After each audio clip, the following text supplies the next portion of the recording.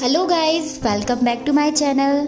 तो आज मैं लेकर आई हूँ आपके लिए एक स्पेशल साड़ी ड्रैपिंग ट्यूटोरियल। बस 5 मिनट में परफेक्ट साड़ी कैसे पहने। स्टेप नंबर 1, साड़ी को कमर पर टक करने का सही तरीका। स्टेप नंबर 2, एक राउंड लेकर हिप प्लेट्स कैसे बनाएं। स्टेप नंबर 3, पल्लू को शोल्डर पर सेट कैसे करें। और बस रेडी हो जाएं एक ग्रेसफुल लुक के लिए। Follow for more sari draping tips.